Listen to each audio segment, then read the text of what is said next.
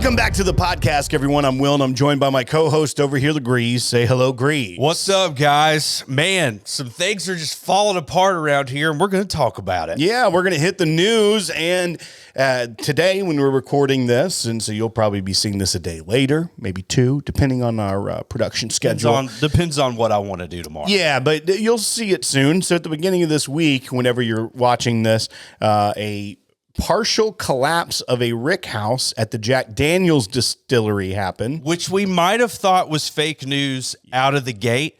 We saw a post, nothing on Twitter, nothing on from news agencies. Yeah. I messaged Jack Daniel's, and they were like, email me this so I can forward it along. Yeah, it early in the morning, I started seeing it in some bourbon groups being shared on Facebook. So I tried to see if there was any news on it. There wasn't. And then throughout the day, started seeing more people sharing it. But once again, checked X, no post on there, which I thought was odd. And then no local news outlets had reported on it yet, which is also pretty odd for it to be. This was hours removed from when I first saw the posts that had a picture of the alleged partial rick house collapse. So got in touch with the overnight folks on Sunday. Yes. Which was what, February? Well, it would have been Monday morning, the 10th, overnight. And but when you say overnight, Will, is it Sunday or Monday? It's Monday morning, early. Okay, as soon as it hits midnight. We should have just said that. Well, that's what early Monday morning. So, but apparently there's been no injuries reported. No one was in the rick house because it happened overnight. But this is the statement from the folks at Brown-Forman and Jack Daniel's. Overnight, there was a partial collapse of a Jack Daniel distillery barrel house in Lynchburg, Tennessee. No individuals were inside the barrel house at the time, and there were no injuries to any employee. We are working with distillery and local officials to assess the damage. The photos didn't look as catastrophic to me as the 1792 Barton collapse that happened a few years back. And I mean, that just looked like that looked like it was. Yeah, that would look like it exploded. This one just looks like it just kind of like gave up on one side. Yeah. It's like, oh, I don't know, man. It also didn't seem to be one of the more tall rick houses. Yeah, by the photo. What is it, like 4 or 5? Kind of looked like it was in a valley, so maybe one of the. It didn't look like it was a Coy Hill or Barbecue Hill rick house that has some of that sweet nectar in it. But once again, a lot of times when these things happen, a lot of the stock they can't necessarily ensure the integrity of after the fact. So we'll see what happens, and if even partially, since it did look like it was just half that collapsed, that maybe half of it's salvageable, maybe more than that.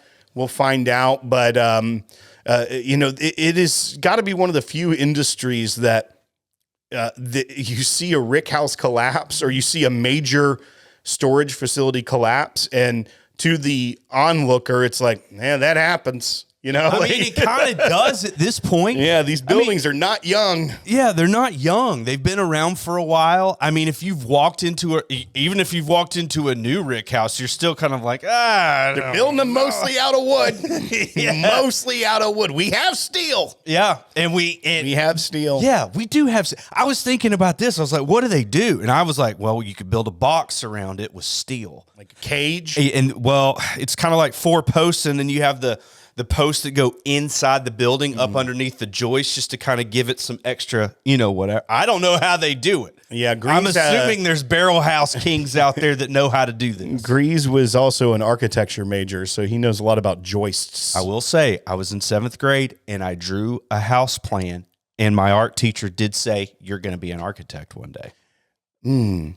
That art teacher, poor thing. She knew, man. Bless her heart. She knew. All right. Oh, so that's basically all we've got on that story, but we'll continue to touch base. But we did confirm that it was a real thing, and then now some local news outlets have started to cover it. And we're very just about thankful. as much as we've got. We're very thankful nobody was in there. That would just be number one, it's a bad situation, but that would have been just a very sad, chaotic situation. Yeah. So we're glad it happened while no one was there. The Barton one also occurred when nobody was in there. Yeah. So the Angels, I don't know what the Angels are doing. They are absolutely getting hammered in these rick houses. And then bumping into joists. Yeah, dude. Bumping into them. Well, when you get, it's kind of like the Red Bull commercial. They're flapping them wings indoors. It's like open an umbrella. You shouldn't be doing that. Exactly. That's what I was going to say. I was just like, you know what? They spread their wings a little bit. They get a little antsy. They start talking spiritual and politics. People get upset. Yeah. People start, flailing everywhere. Rick houses come down. Yeah, maybe we should. That's how it's been for decades. Figure out a way to keep them angels out and then save some more of the whiskey for us. Dude, distilleries have been trying to figure out how to kill the angels for decades. Yeah, it's spiritual warfare out there, man. Spiritual warfare. I don't know which side you're on. All right. Angels share being spiritual warfare. Why have we not said that before? I don't know. It's funny. It is funny. Make a t-shirt, like a summer camp t-shirt. Like a church camp t-shirt. This is like angels share. Which side are you on? Yeah.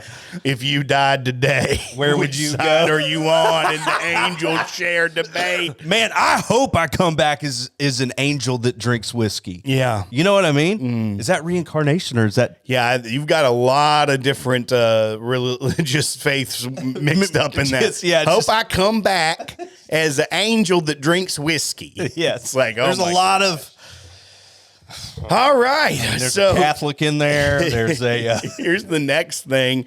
This is another release that somehow actually pour us up some whiskey. So we haven't had anything. I'm pouring up the Barrell Bourbon Cask Strength Batch 35. It comes in at 6 years old. It's a blend. 19,000 bottles were made, and it's 117 and a half proof. This is probably 5 or 6 years old. Like you've had this for a minute. I have. I don't know when. On the 2023. It hasn't been that long. Yeah, that's a couple of years. In 2023, it came out probably early for them to do it in San Francisco. It's almost 3 years old. That's not bad. 2 years old. I've got a 2019 New Year barrel. Those were good. Those were pretty good. All right, so here's the news item. So Barrell Bourbon has a new whiskey in lower proof but full of flavor is the headline on this. But so essentially this is a lineup I didn't know Barrell had released, and it's kind of been off my radar, but apparently for a few years now, they've had the Foundation lineup. And these are non-cask strength bourbons. They're lower priced. But I'm so confused that we don't know what this is. I know. I'd never heard of the Foundation series from Barrell. And I think maybe because a lot of their releases priced me out. Yeah, way early. It was really expensive for very hit or miss. They didn't keep anything within a profile that you would recognize. Like every blend was completely different. Yeah, it was just off the rails. So if you hadn't tried it, sometimes you could get some that they weren't bad whiskey. They just weren't what you wanted to drink, and you spent $100 on it back when it was rare to be spending $100 on a bottle of bourbon. But this is interesting to me. So this is a double barreled bourbon. It is bottled at 100 proof, so solid proof. Yeah. And this one is this double barrel release, which is being released now, contains an 8-year-old Kentucky bourbon, 5, 6, and 9-year-old Indiana bourbon, 8-year-old Tennessee bourbon, 5 and 6-year-old Maryland bourbon. Undisclosed distilleries, but some of those you can probably deduce. The Tennessee's probably between Dickel or the one out of Columbia. I forget because a lot of people started buying stuff from the Columbia distillery. Indiana, probably MGP. Kentucky, who knows? But when you blend all these together, it gives a final mash bill of 73% corn, 23% rye, and 4% malted barley. Here's what really makes this attractive to me is it's a $55 SRP. Yeah. You're getting the same craft that goes into Barrell because it's typically a hodgepodge of whiskeys like this. It's normally not just like we blended 2 or 3 things. It's a significant amount of things for each batch. This then has a double barreling, but because they're cutting, some of these barrel releases were like 135 proof. Yeah. The high proof. One you poured us, it was 117, is actually on the lower end for Barrell, but what you're giving up in cask strength, you're still getting a crafted bourbon for only $55 from a brand that puts out pretty good releases. Not many people complain about 100 proof bourbon. No, and especially I mean, for cocktail, $55. not that you would do that. Yeah, but I'm actually really interested in this one. I think this is a good move. I'm more shocked that I had no idea this was a thing, and I think they started releasing this in 2023. Yeah. So it did say it's in select markets. I would assume Tennessee is a select market because it's a very high volume, high interest whiskey state. I'd have to look into that more. Maybe that's why I hadn't heard of it if it wasn't in our market. But I'm very curious about trying this. I loved what they did with the Stellum release, which was trying to make something that was more consistent product with the stuff. Like there was Stellum Rye, Fibonacci, and those Equinox. were specific releases of the Stellum bourbon. Those were kind of like special releases. No, but the standard you buy off the shelf is supposed to be kind of the opposite of Barrel. It's supposed to be consistent flavor profile every time you pick it up. Okay, and that was some of the negative of Barrel is that it could be all over the place. Inconsistent. But so that actually is a release that isn't all of a sudden super high. Still has something unique about it, and for $55, I'm interested in picking one of those up. I mean, it's obtainable, right? Like, it's not a special release Barrel bourbon. That people. It's not like the silver or the gold edition. It's not. There was New Year $500-$600. For those. I like it. I like that they're doing that. Yeah, I hope it does. I'm assuming it's going to be on the shelf in whatever market it is. Yeah, let's see if I go to their website, if it says anything about where the distribution is. Yeah. We sent it all to Oregon. All right, so limited releases. I assume it's going to be. So here's Foundation. What if whiskey companies just distributed to like states that are just having a really hard time? Just trying to help them out? Yeah. It's like, Arizona's seeing a lot of, migrant crime or something like that. And be like, all right, so they're calling it a core product. And let's see if it says where it. Like you're giving up proof, but like it's a double barrel. So it kind of is like, it's going to have a lot of flavor. Yeah, I don't hate anything about that. It's not really saying anything about markets. No. There's a lot of gold medals going on though. They love them. This is the first one it looks like. Okay. That was So it received some accolades. Yeah, it got a lot of World Whiskey Awards, gold. Yeah. Huh. Okay. All right. Well, it doesn't say anything about select markets on their website, but if I were, maybe it flies off the shelf and that's why we've never heard of it. Well, good for them. Yeah. Good on you, Barrel. I approve that new label, which isn't super new because apparently they've had one or two of them before, but I'll try it. I'll try to find that and I'll buy it. But this 35, good. Yeah. I've had so many Barrel releases that are just unbelievably good. And I've had so many that I'm just like, that is not my thing. No, and I'll be honest with you. I hate saying it because I do live in Tennessee, but the Dickel stuff, I don't know. I'm pretty sure they moved away from using a lot of Dickel. Well, I don't taste Dickel in here, and it says it's Kentucky and Tennessee on this bottle. Well, I'm saying so it's Columbia. The Tennessee, I think a lot of distilleries for their source stuff moved away from Dickel. I mean, the Columbia distillery is pumping it out. MGP of Tennessee, man. Final little news item we have today. The Buffalo Trace Distillery has completed the decade-long $1.2 billion expansion project. This is what started back in 2015, and they have now finally completed it, which is pretty incredible. Which that started what, like a year before we started, or the year we started recording? Yeah, probably a little 9 months. Oh no, it was just 16. Yeah, it was 2016. But so that's good for them. They have added 19 barrel houses, a new distribution center, a new bottling center, additional fermenters and steam boilers, among other additions. They also had a record-breaking year last year with more than 600,000 visitors to the distillery. And they do free tours. Yeah. Now, I'm going to go ahead and say this about Buffalo Trace's free tours. They last 10 minutes.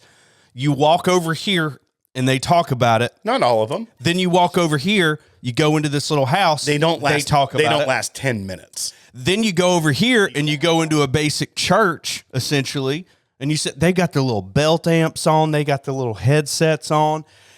It's not the greatest tour experience. Now, But if they you also pick have a barrel there. But they also have several different levels. They have like the hard hat tour, which does more. There isn't just the basic tour. Yeah. They have different ones. Hard hat tour is more the traditional tour that takes you to all the production line and stuff like that. But if you just want to get in and but honestly, for a lot of people, it's not 10 minutes, by the way. It's probably 30 to 45. But beyond that, We recorded during one. and it was at least 30 to 45 minutes. No way. Yes. The video alone they show you is 10 minutes, Grease. In the church? Yeah, it's not a church. It's looks like a it's church. a room. It looks like a chapel. But yeah, that itself is at least 10 minutes. So regardless, for some visitors, though, they may not want all the nitty gritty. They may not want to be on there for an hour and a half. That's very true. They're like, oh, I got a little taste of what I wanted. I can go get my sample and then I can go buy stuff and get out of here. I feel like that actually fits a niche because Yeah. I feel like some distillery tours you go to, you see effectively the exact same thing from distillery to distillery because the process is, I don't know, pretty similar to make bourbon. And then you're like, I just spent 8 hours at 8 different distilleries watching the exact same thing.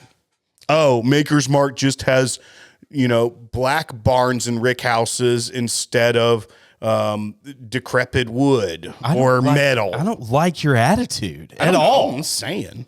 Now, Jack, I guess I'm comparing it to our most recent. Like Have you ever done the regular tours. Have you ever done a Jack Daniels tour that wasn't next level because of access? I did. I went with Michael Williams and Dustin Peed, and we went to Jack Daniels, and we got I think it was the Angels Share tour. Now it's not called that anymore, and they've added another bourbon to replace what there was there. But that was kind of like the single barrels and Sinatra, kind of like and that just dictates what you taste at the end. That just dictates what you taste. Yeah, like and in other ones it's just Jack number 7, Gentleman's Jack, the before and after White Dog, and the charcoal filtering stuff. But yeah, no, I went on the regular tour and it was very similar to, what the standardized flow through the distillery was. Now, we didn't get to go through some doors that you and I have gotten to go through,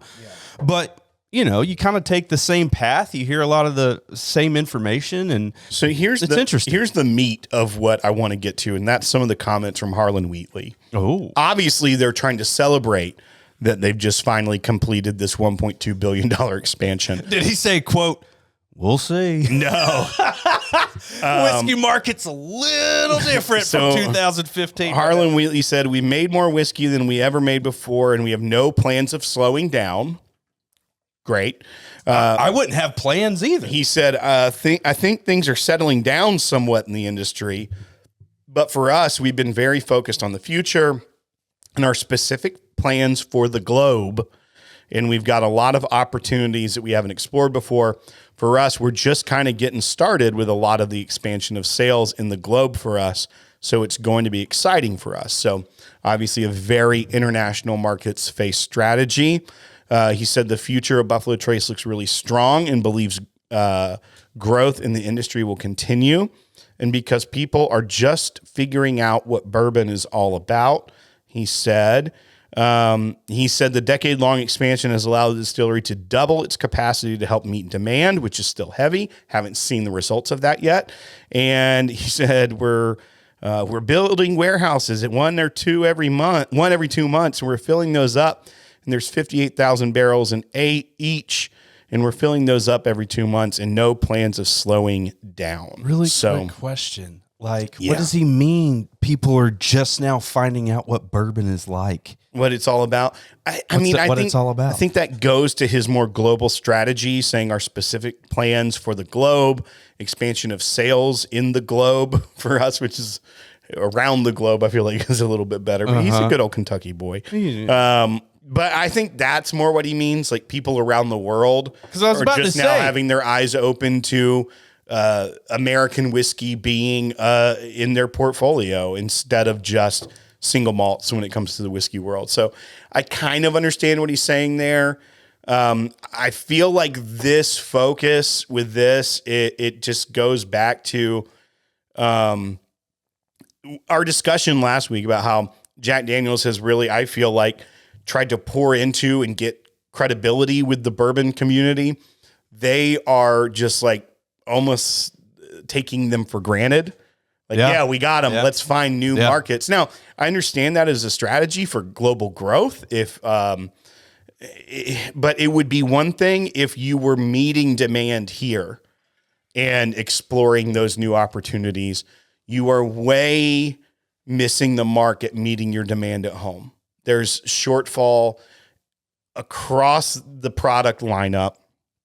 We can finally get the benchmark product and not have to rush to a store when it's put on the, the table. Right. They finally got some cases, but I don't know, man. It feels almost like another burn or just tone deaf from them of not understanding that, like, you got to dance with who you went to the dance with.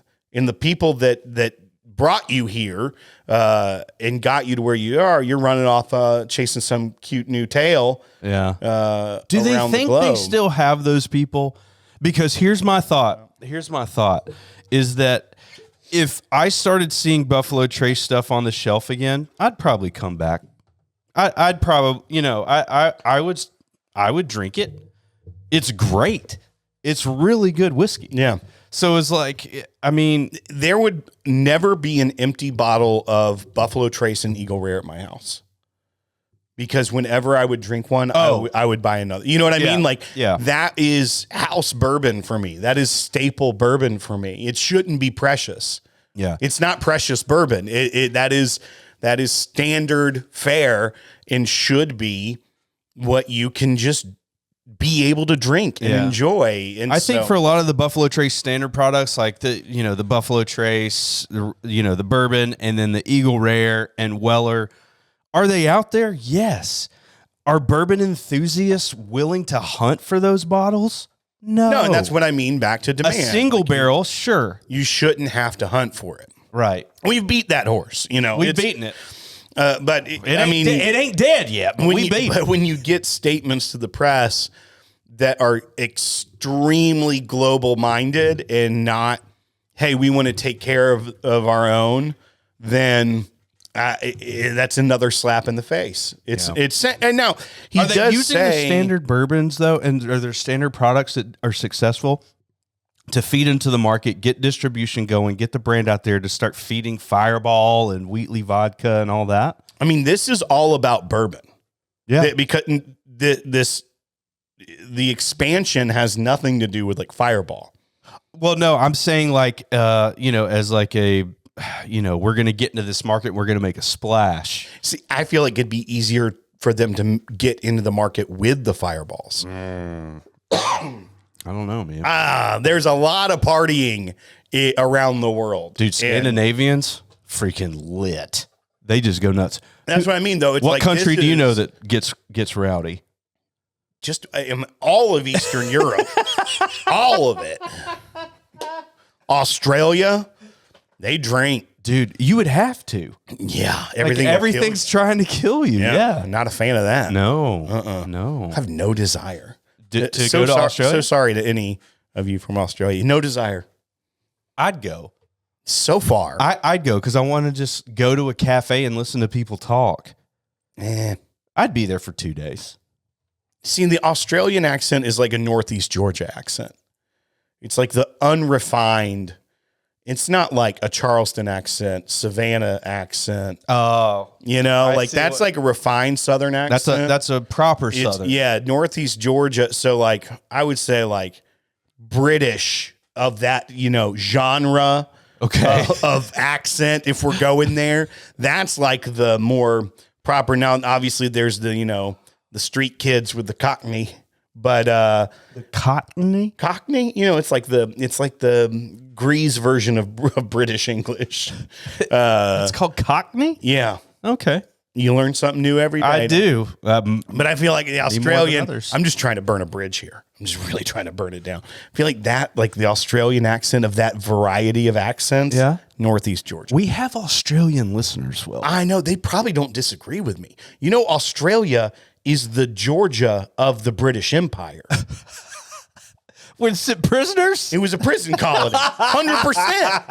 That's the same thing Georgia was. It's the only way you got included in the 13 colonies. They had to send all the prisoners somewhere. They also sent all. You didn't know that about Australia? I did know that. Yeah. But they also sent all the terrorizing animals. To Georgia? No, to Australia. No, I think they lived there already. That's why they're like, we can send the prisoners here. Oh, I was just saying everybody's annexed. It's kind of like, I don't want to say that. Good. Hey, folks, I want to point something out here. If Grease censors himself, it was not appropriate. It was not. It was not appropriate. Like it was not. So not appropriate that I always get just a little glimmer of pride in my eye when you go, you know what? You do. I'm not going to say that. But then you don't, because now you're going through worst case scenario of what I could have possibly said. And it's always worse. At 90 miles per hour. Yeah.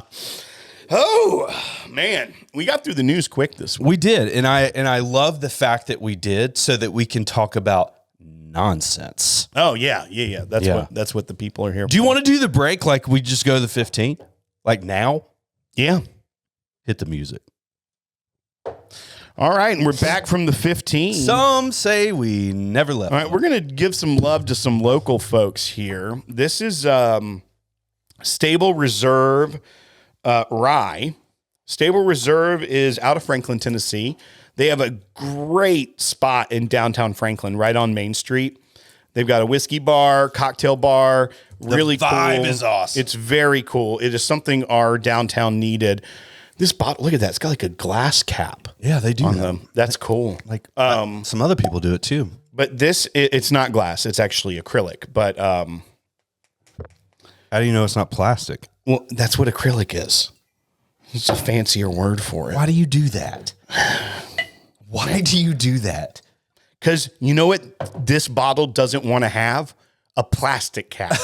This bottle wants to have an acrylic cap. You're not wrong. You're not wrong. All right, so Stable Reserve, it's at 412 Main Street in Franklin, Tennessee. This is 100% rye grain bill at 95 proof. It is a sourced product. They don't distill this, as far as I know. Mm-hmm. But they have a lot of stuff from Indiana. And they have great swag. A lot of stuff from Indiana. Real cool swag. Stable Reserve. They do. They got some cool hats. My wife actually got one. And my wife gets like a baseball hat or a trucker hat. Like, it's solid. Oh, yeah. Because she's pretty, she doesn't have those hats. Yeah. She can wear whatever hat she wants, dude. I don't know how or why she pulls off every hat. You know how you're just built for hats? That lady's built for hats. Yeah. And comfort. But built for hats and comfort. You better clip that and send it to her. If you don't, I will. I will let you do that. They do have quite a few different products. They have a wheated bourbon. They have a single barrel bourbon. They have a traditional rye bourbon. And they have a coffee cream liqueur. They had like a batch offering, but then they were actually they were using that as their like kind of stuff for cocktails. Yeah. And they kind of got down to like their last 100 bottles and then just started selling them. So I don't know what they're doing now for, standard cocktails there, but here's the deal. It's sourced. A lot of it's from MGP. A lot of people do that. I think on that side of things, it's more of an experience of going there.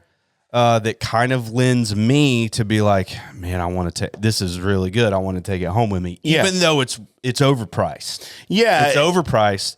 But for me, when I go in there, the atmosphere's good, food's good. We're always having a good time. We're there for at least an hour or two every time, you know, you're having a party and you just enjoy it. I think that, you know, as the bourbon world changes and everything, things like this, where it's a gathering space, it's a bar, obviously, but those are the things that are going to do well. Businesses that really focus in on the heart of community space. It's what we've always been about drinking with other people, having a good time. And what's cool is that they do have a good cocktail program, but I feel like it's almost like a swag item. Like, I'll take a bottle home with me. Yeah. You know, like I appreciate it and everything. So I don't know that this is the kind of thing you're going to go hunt out and purchase. But if you're in town and you go drink there, you'll probably end up with a bottle of it. Yeah, especially if you go there with Tiny Irwin. Well, you'll leave with a bottle of it probably you didn't pay for. Because Tiny... I've never paid for a bottle there. I don't know if you know this, but Tiny he just gives stuff away. He is rich. He just says, this man needs a case, put it on my tab. 100%. And I also heard he's just got an open tab. If you go in there and say, put it on Tiny's tab, you can get whatever you want. Yeah. His tab, allegedly, not so tiny. No. It's not. I feel like Tiny has a locker everywhere too. It's like, I'll go over here. I've got this bottle in this locker. Let's go there. It's one of those situations. Anyway, great dude. He owns Southern Whiskey Society. He puts those on. Fabulous events. SouthernWhiskeySociety.com. Go check it out. While I'm promoting something, also take a look at 8X Up, 8 Times Up on Patreon. They've got the best swag. It's our buddy Ty. And his buddy Chris, who's also my buddy. Not he disappears a lot, but he's got good swag.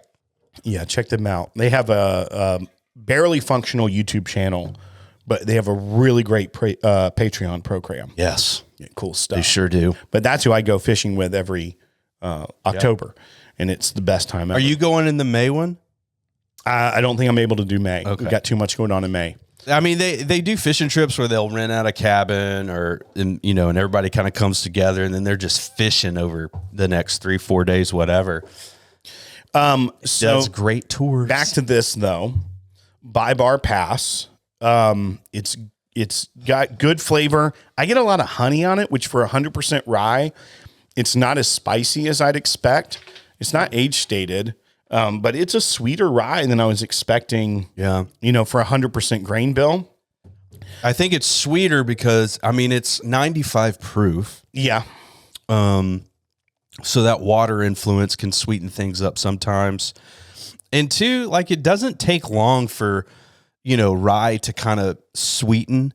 Yeah. At a younger age. Like for instance, Thomas H. Handy at Buffalo Trace, that stuff can taste caramel almost, right. And it's a daggum rye, and you're just like, what is that? Like butter, like butterscotch. That's a lower rye grain bill on those. Right. This being 100% rye, you're right. That's where it's not apples to apples. That's where I'm saying hangs out a little differently.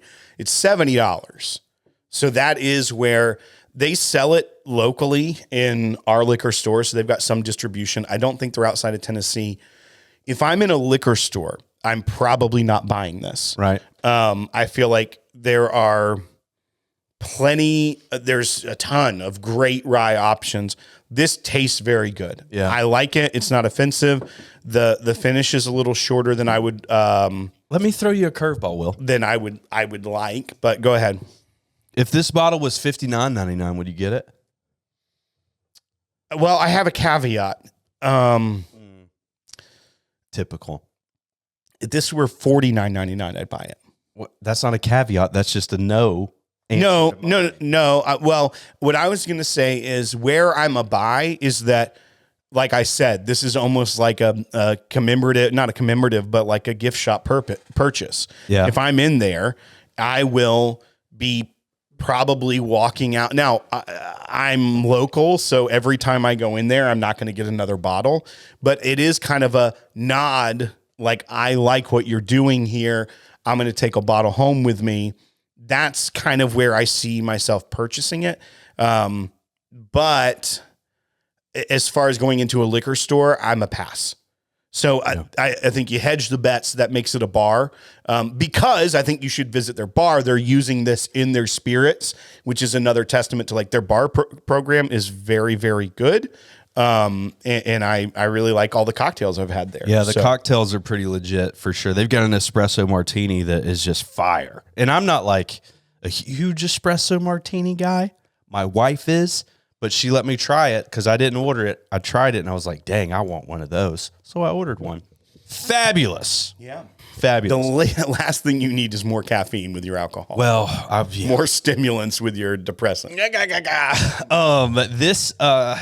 This is gonna be a bar for me. Yeah, mainly because it's already at a bar, right? For me, yeah, I can't stomach the 95 proof sourced for 70. I just don't think it's, I mean, cask strength probably at 70. Yeah. I could see that. I would say it was priced very well if it was 70. Yeah. But it's not. It's 95 proof. I'm not even gonna, even if this was like $30, I don't think I would necessarily put this in a cocktail.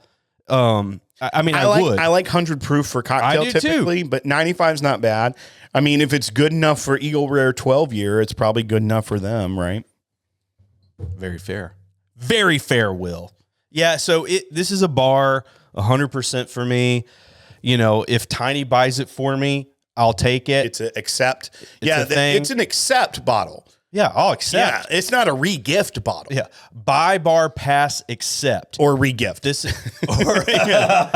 Re-gift is a good one, too. It's like, yeah. Well, because I had borrow, too. If we just, every time we think of a new one, tack it on, like buy, 5 bar, years pass, from now, gift, we have like a scroll. We're like, let's consult the categories.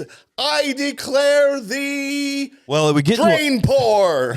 It would get to the point where we would have to be blindfolded and just pick. Yeah, I mean, it's probably a more reliable system than ours is right now. You know what Will would do though with that system? He would say it and then it'd be like, "I've got a caveat." Like there's every emotion on the planet there. I got a caveat. It's like break the bottle, but. If I bought one of those coupon books and there was a 10% off coupon in there for Stable Reserve at the bar, I'd buy it. Yeah, and I do think also this is obviously another NDP label sourced whiskey that has a higher price tag. I think the difference with a lot of, the ones that may very much suffer, they're cutting out the middleman when it comes to their bar. They are not having to necessarily go through a distributor per se. I don't know what the full structure of it is, but in some way they are creating their own supply for their bar, which does very well. It's always has people in it. Like, I don't know the financials behind it, but to me, it appears to be a very good business model, and it's completely different than an NDP just trying to get national distribution on source whiskey. Yeah. And I feel like I said, there's more people are likely, especially with how much tourism comes through. They see this cool bar, they go in, they have a good time. It has a great vibe, very good staff, great hospitality. You have a couple drinks.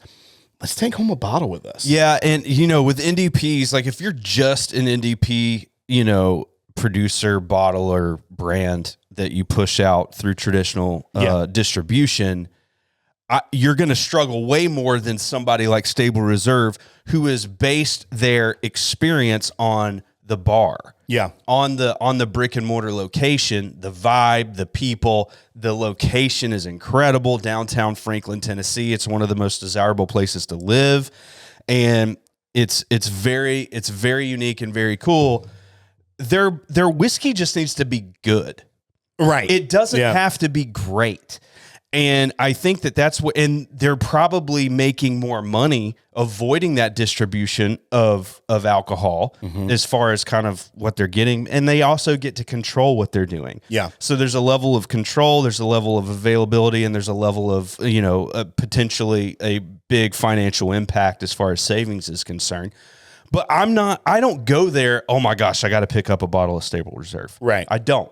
Hey, you want to meet up at Stable Reserve and have a cocktail or two, get a coffee? Like, why not? Yeah, it is. And I think they're going to be successful. It is the perfect kind of chill bar. It's not loud. That fits a need for, especially, if you're having a business meeting there, if you're just meeting friends. Like it has a good social vibe to it. It's not like a heavily themed bar. It's not a speakeasy or, Prohibition era, or it is what it is. It's not pretentious. It's just clean, well-designed, hospitable bar. I really, really like it for those purposes. So, I'm going to give them props for doing an NDP thing, but doing it differently in a time when that can be very nerve-wracking, I am certain.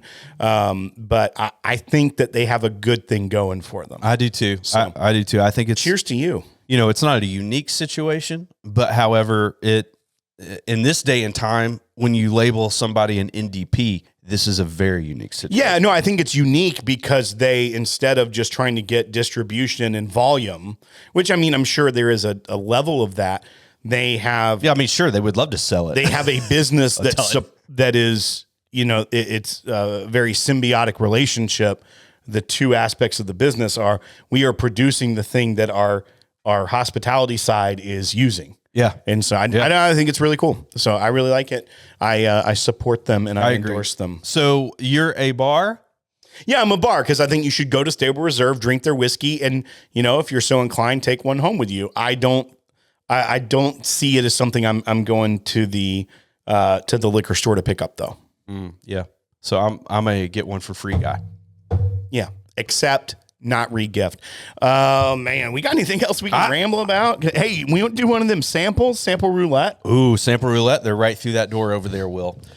While you're at it, I'm going to take this opportunity to go uncensored. I'm just kidding. I'm not going to do that. Oh my God.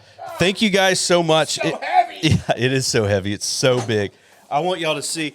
So we've got this huge box of just... I don't know how many picking a sample. are in here. 200? Right here off the top, I can see 20, 30. This is not for resale. So I just want to say thank you guys for supporting our channel. If you don't mind, if you're loving this, subscribe, like, share, post in your groups. We really appreciate it. We're trying to do this thing. We've been trying to do it for 9 years. Essentially. Almost 9, yeah. Yeah, almost 9. Cinco de Mayo, man. It'll be 9 years. I know. Then the next year, we're going to celebrate a decade. What are we going to do special for the decade? Shut it down. Just stop it. Yeah, we did. Do we stop it? Do we always go to Cinco de Mayo? Like, if we're going to shut it down, yeah, I think we should plan the shutdown. Might as well. For Cinco de Mayo. Have a big bash. And it's just you and I just slapping each other over margaritas and Mexican food. Yeah. All right, this is a Presidential Dram 8-year rye.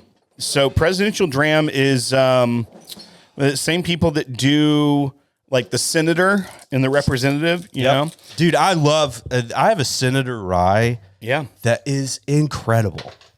It's incredible. This is Presidential Dram. This is barrel proof. 8-year-old. This says rye. I thought Presidential Dram was normally bourbon. Here's the deal, dude. No idea. No idea. It's from Sample Roulette. I don't know where this came from. Probably Chris P. Yeah, it's probably just falsely labeled. Misinformation, disinformation. I'm going to see if there is a Presidential Dram rye. There's a 4-year-old rye. We'll see. We're figuring it out together, guys. Yeah, we're gonna. That's what I love about it. Oh yeah, here we go. Presidential Dram 8. This one did say it was a pick. LW pick. So that's a liquor store because Benny's did a pick of it apparently. Local wine. It was a local wine. Low cost wine. And that'll be LCW. All right. So yeah. So apparently there were some rye presidential drams that were 8 years. So 6 years are the senator. Senator 6 years. Barrel proof. It's a senator term. Presidential dram is 8 years because it's 2 terms of a presidency. Representative, I believe, is 4 years because it's 2 congressional terms. 4 years. That's so cute. Well, it's I don't mix whiskey and politics. This smells great. Oh my gosh. Man, I'm getting a little off the first sip. I'm getting a little young notes. 8 years, so it's not young. I'm just getting some young notes. You're like Drake over there. Drake? Dude, don't mess with Drake right now. He's upset. I'm just saying, young notes. Have you ever seen Drake gamble? Mm-mm. It's insane. Well, he's playing roulette with like $25,000 chips. That's the ticket. I like that.